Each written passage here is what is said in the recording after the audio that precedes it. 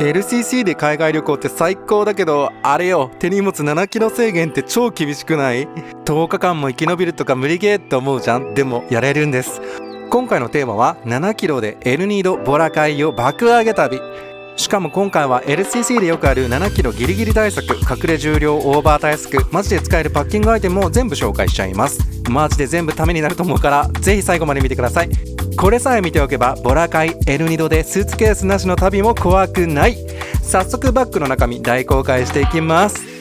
皆さんこんにちは。2人旅暮らしのケンケンとヨッピーです。こちらはいろんな国や場所での Vlog をゆるくアップしているチャンネルになります。今後も旅に関する動画をたくさんアップする予定なので、いいねはもちろんチャンネル登録ボタンのタップよろしくお願いします。この動画が次回の誰かの旅行の役に立ちますように。さあ最高のパッキングへレッツゴー。今回の旅ではジェットスター、エアスウィフト、パルエクスプレス、ジップエアの4社を利用して成田、マニラ、エルニド、ボラ海、マニラ、成田の5回フライトを乗り継いだんだけど、手荷物の制限航空会社ごとに微妙に違うの知ってました？だから念のため追加料金なしで持ち込める手荷物のルールをサクッとまとめるね。ジェットスターとエアスイフトとパルエクスプレスは7キロまでで、ジップエアだけデフォルトで7キロじゃなくて10キロまで OK でした。だから7キロ以内に抑えるのが基本なんだけど、ジップエアだけはちょっと余裕ありです。とはいえ LCC は急にルールが変わることがあるから、直前に公式サイトで絶対にチェックしてください。 LCC 旅でマジで必須級のアイテムがこれ、マルチポケットのベストです。 LCC ってバックパックやスーツケースはがっつり重量を測られるんだけど、身につけてるものは基本カウントされないんですよね。だから手回り品とかフライト中に使うものは全部ベストにぶち込むのが最強の作戦です。ポケットが多ければ多いほど便利です。まずパスポート&搭乗券はすぐに出せますし、ウェットティッシュとかリップ、バッテリーとかイヤホンってあるとかなり便利だよね。今回は南の国に行きますので、厚手のジャケットじゃなくてさらっと着れるベストにしました。涼しいし、着たまま機内でも超快適です。これ1枚あるだけで7キロルールに勝てる確率が爆上がりするので、 LCC 旅するならマジでおすすめです。こういうベストみたいなのがあるんですけど、これは CMF っていうブランドのものなんですけれども、ポケットがここに1つで、ここに1つありまして、さらにここにもう1つあるでしょ。で左右に2個ずつあって、これのすごいところがですね、後ろ側にもここに、ポケットがありまして、いろいろ入れられるということなんで、このポケットに今何を入れているかっていうのをちょっと見ていきましょうか。左側のここに何入れてるかって言ったら、やっぱり重要なのはウェットティッシュでしょ。あとこの機内で顔が乾燥した時にシュッシュってするためのリフレッシュミストですね。これはガルダインドネシアのアメニティでした。でこちら側の下には何が入っているんでしょうか。日焼け止めが入ってますね。これはスティックタイプの日焼け止めなので、旅行の時は液体タイプを持ってくるがこっちの方が断然おすすめです。あとはこのマジョリカのバーレスフリーザーという、自分結構顔がテカりやすいので、こういうものを塗ったりとかして自分のおじさん性をぶっ殺していったりとかしてます。こっちサイド何が入っているかと言いますと、胸ポケの方には、パスポートですね。パスポートは一応こういう風なケースに入れてるんですけど、本当はケースはいらないと思います。ボールペンも入ってます。これはバリに行った時のサンバルシュリンプっていうレストランのもらった手札をこうやってつけております。もう一個のポケットは何が入っているかと言いますと、いつも飲んでるサプリをこういう風なピルケースに入れて持ち歩くことが多いんですけど、このビタミン剤と乳酸菌のサプリを毎日飲んでるんですけど、それを入れております。本当はこれ連なっててブワーって長くなるやつなんですけど、それ1個だけ取り外せるっていう形なので、こういう感じにしております。でこちらはティッシュケースですね。この中にはリップが入ってまして、LCC 乗るとしてもやっぱりゴージャスな気分になりたいですよねということで、イソップのヒュイルの香水、ちっちゃいやつですね。これ5個セットとかで売ってるのでとてもおすすめなんですけど、あとはギャツビーの油取り紙が入っております。こんだけまず入る。じゃあこの後ろのポケットに何が入っているかと言いますと、じゃん、こっちは充電ケーブルかな。私たちカメラとか iPhone もちろんなんですけども、Apple Watch とかいろんなものを充電するためのケーブルが多分ね10本ぐらい入ってます。メッシュ素材の入れ物に入れておくとまとまりますし、これ自体がすごく軽いのでそんなに負担は感じないかなと思います。で反対側に何が入ってるかというと、はい、この USB3 の充電器ですね。これはここに端子がついていて、ここから iPhone 充電できますよという充電器になります。これが多分ね、いろいろ見た中で個人的には一番使いやすいかなと思ってこれにしました。これは iPhone 確か2回ぐらい充電できるのかな。しかも急速充電にも対応しているので、旅先では絶対に持っておきたい一品でございます。これにね、コンセントがついてるバージョンとかもあるから、自分に合ったものを選んでいただけるといいかなと思います。自分の場合はこれが一番好きかな。あとは、このアンカーの超早く充電できますよっていう端子が3つついてるっていう、こういうものですね。フィリピンはコンセントの形、アウトレットっていうんですけど、英語でアウトレットの形が日本と同じ形なので、このまま使うことができます。他の電化製品には気をつけてほしいんだけど、インターナショナル対応じゃないヘアドライヤーとかヘアアイロンとかは気をつけてほしいかなと思います。私たちが持っていく充電器が大体こんな感じ。これで多分大体賄えんじゃないかな。今まで大体これで賄えてきたんでいけますでしょうということになります。これで多分服の中のものが全部出たかなと思います。編集中のケンケンです。 LCC 旅で意外と見落としがちなのがモバイルバッテリーの容量制限です。国際線の基本ルールとして 100Wh 以下じゃないと持ち込めません。これ容量がでかい方が安心って思ってる人マジで注意してください。制限超えてると最悪その場で没収されちゃいます。で、今回乗ったジェットスター、エアスイフト、パルエクスプレス、ジップエアのルールはこんな感じ。ジェットスター&エアスイフトは 100Wh 以下なら OK、 それ以外は NG。 パルエクスプレス&ジップエアは 160Wh まで OK。 ただし 100Wh超えると1人2個までの制限があります。じゃあ機内で充電すればいいじゃんと思うんだけど、実はパルとジップ以外は確かコンセントがなかった気がするんだよね。だからモバイルバッテリーは事前に満タンしておくのが安全策です。特に長距離フライトだとバッテリー切れたら地獄だから、機内のコンセント事情は事前チェック推奨です。はい。それで荷物の方なんですけど、今回は、10日間のバックパックで、このビッグショットっていう、ノースフェイスの36リットルだったかな、間違ってます。32リットルかもしれない。ちっちゃめの普通にデイユースできるようなバックパックを使っていきたいと思っております。見た感じ全然パンパンじゃないと思うんだけど、これでも全然十分かなと思ってます。これ何入れてますかというと、すぐ取り出せやすいところに、これですね、100均で売っているリュックのカバー、これを広げると、ガッて防水のカッパみたいな素材で覆うことができるものなんですけども、これが1個あるといいかなと思ってます。体とか足とか別に濡れていいんだけど、カバンの中身とか濡れちゃうと結構萎えちゃうので、これは必須かなと思っております。あとはティッシュ。私はティッシュ成人なので、あらゆるところにティッシュを入れておりますが、はい、次はこちら。ビーチホッピングする予定なので、こういう iPhone を入れるための防水のケースを入れてますね。ジェントルモンスターのサングラスを入れております。あとはなんだ。これは、ヨッピちゃんがカバンに入れ忘れたドローンの充電器ですね。これは私が、持っていくことになっております。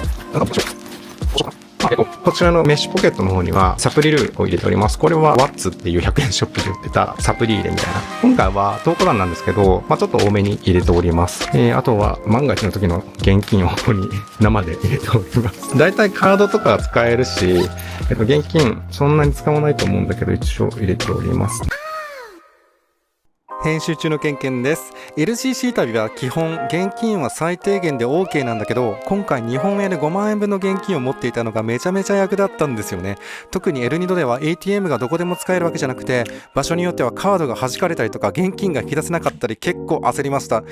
さらにボラ会ではスコールが重なって停電で ATM がフリーズしてクレカが吸い込まれたまま戻ってこないよみたいな人結構何人も見たので、支払い自体はクレカが便利なんだけど ATM 頼りにするよりは日本円を換金所でペソにしておいた方が安心かもしんないです。結局全額ペソにしたんだけど、キャッシュじゃないと払えないイートライクとか屋台飯とかで大活躍しました。基本的にクレカのタッチ決済いけちゃうので iPhone1 個あれば支払いとか全然できちゃうんだけど、こういうリスクもあるので現金もある程度持っていくのが正解だと思います。 ATM あるし大丈夫でしょって思ってるとマジで積むので要注意です。ちな現地ではこちらの無印のお財布を使ってました。これはチェーンを後付けしてセキュアにカードと現金が持ち歩けるのでマジでおすすめです。こちらのポケットにはですね、デオドラント。これは必須ですね。汗が出る国に行くときは絶対持っていきたいと思っておりますが、皆さんどういうものがおすすめですか？私はいつもオールドスパイスを使ってて、これは本当に汗臭さが秒で消えますので、南の国に行くときとか、ちょっと一日シャワー浴びれなかったな、みたいな時で、でも夜出かけなきゃな、みたいな時にこれを重ね塗りとかしてるんですけど、今回はこれちょっとでかいから、ヨッピちゃんがこれを用意してくれました。これどうだろう？ちょっとこれ使ったらまたレビューしてみたいと思います。ここに何が入ってるかというと、袋類ですね。こういうジップロックっていうのはもういくらあっても必ず使うということで入れております。あと帰りに荷物をちっちゃくししたい時のために、こういう圧縮袋を入れておりますね。なんかお土産とか増えたら大変だからね。あとはアクセル、こういう風にジップロックに入れてまとめております。これはバングルとピアスかな。あとはこのドライバッグ。これ広げるとリュックみたいなサイズになるんですけど、これぐらいのサイズになって軽いので、前回のボラカイ旅行から使っております。すごいいいよ。旅行先で見かけるドライバッグってよくあるじゃん、原色のやつ。あれに比べて、これ高いから、クオリティも高くて、軽くて、こういう風にちっちゃく畳み込めるので、とてもおすすめかなと思います。普通に Amazon で売ってます。C2 サミットっていうのが、ドライバッグ界隈でとても有名なブランドらしくて、これはリュックタイプなんだけど、肩掛けタイプとかもいろいろあるみたいで、それも今度試してみたいかなと思ったりとかしてます。そして、こちらはコスメ類ですね。こういうオバジの SPF50PA4 プラスとかいうやつの日焼け止めだったり、これはイハダのパウダータイプの日焼け止め、カネボウの下地とかね、あとは残りのイソップの香水とか入っていたりとかしてます。これにまとめていきます。日焼けをしたくない人は日焼け止めが重要だし、その日焼け止めを使う人はクレンジングも必要だから、そういうのを持っていくのもいいかと思います。日焼け止めは私が持ってるんですけど、クレンジングオイルとかはヨキちゃんが持ってます。これで最後ですね。はい。これがお洋服ですね。こんだけで10日間いけるかなっていう感じなんですけど、先にアンダーウェアのパンツ3枚と、タンクトップ3枚でしょ。あと水着が2つ。これ全部出すかちょっとパンツとか見せるの嫌だな。まあ、いいか。これが、エアリズムのパンツってすごい乾きやすいから、ランドリーするにしても、自分で、お風呂で洗うにしても、乾きやすいものを持っていくっていうのがいいかなと思ってます。例えば、洗いタオルとかにしてさ、こうやって洗って、で、お風呂に干しとくっていうのもできます。で、これもエアリズムの、こう、下着のタンクトップなんですけども、ぐちゃぐちゃになってるね。こういう、わかる？タンクトップになってるんですけど、地肌に T シャツ着るの自分が苦手なので、こういうの下に1枚着てるんですけど、これもちょっとビニールっていうか、なんていうんだろう、ナイロンみたいな素材で、すぐ乾くっていうタイプのものになります。あとは、全部出すか。あとは、ラルフローレンの水着が1個。これもラルフローレンの水着が1個。で、これは、This is Never That の短パン1個。で、これは多分ザラかなんかの白の短パン1個。ちょっと黒ばっかだったので、白も持ってかないとなっていう。あとはね、やっぱり南の島に行くときに何が重要かというと、洗濯物が乾きやすい、汗が乾きやすいってことは重要なんだけど、こういうね、ちょっと質感がわかるかなって感じなんですけど、ポリエステルの素材の、これ、ザラの T シャツなんだけど、こういうものを持って行ってます。これもポリエステルの素材のね、ちょっとね、もうちょっと使用感があってあれなんだけど、まあ、バックパック出していいかっていうの。あともう一枚。これは無印のムジラボっていうラインで売ってた、これもすぐ乾くっていう感じの素材で作られたシャツですね。ボタンがついてるから、なんかちょっとドレスアップしなきゃいけない時にこういうの着ようかなと思ってるのと、あとはなんかね、これワコマリアっていうブランドの、これもシャツなんですけど、これもなんかちょっとなんかおしゃれしなきゃいけないなって時にこれ着ようかなと思ってますが、まあ正直、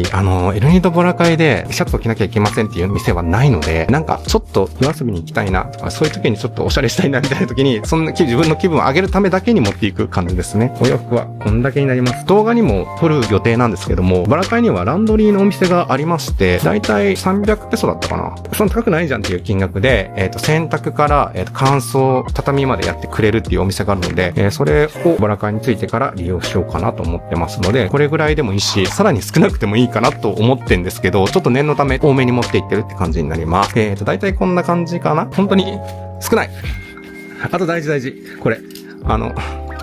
荷物を測るやつですね。LCC ユーザーは必須ということで、これは普通に適当に Amazon で買いました。だいたい1000円ぐらいかな。あと大事なこと忘れてたんだけど、ユニクロのウルトラライトダウンも持っていきます。軽いし、なんかだいたい南の国に行くときって薄着で行きたいじゃないですか。だからこういうのはすごく大事なんだけど、寒いかなと思うのが、バスタでバスを待ってる間と、ターミナル3のバス停に着いてからターミナルに行くまでの間が多分かなり寒いと思うから、これでちょっと賄えるかどうかっていうのはちょっと不安なんですけど、レポートしたいと思います。これの着てる下は普通に T シャツ1枚になっちゃうから、あとさっき紹介したベストを着てる感じになるから、まあそんなに薄着すぎるわけではないので、どうなるかレポートしたいと思います。あと忘れちゃいけないのは携帯ですね。自分の場合はトラスっていうブランドのケースを使ってるんですけども、この部分が回せて、こういろいろ固定して写真撮ったりとかできたり、縦でも横でもいけるんですけど、これとてもいいのでおすすめです。あとはストラップをつけております。だいたいこういうのってさ、急いでる時落とすから、こういう風に手首につけてこうやって持つようにしてます。これはフィリピンとかは全然安全なんだけど、ヨーロッパとか治安の悪い国とかだと、携帯をこう持ってるだけで盗まれちゃったりとかするから、プイって取られちゃうんだよね。だからこういう時にこういうのをつけておくと、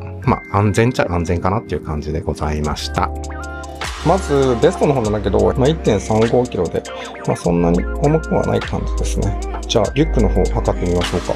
なんとリュックの方は 4.4 キロですね。さっきが 1.35 だから 5.75 キロだから7キロ余裕だよなっていう感じで、むしろこのタイプのリュックに7キロ入れるのがまず不可能っていうのがあるから、あと7キロ持って歩くの多分かなり大変だと思うんだけど、これぐらい荷物に抑えても全く10日間問題ないなっていう感じの判断からこういう感じにしております。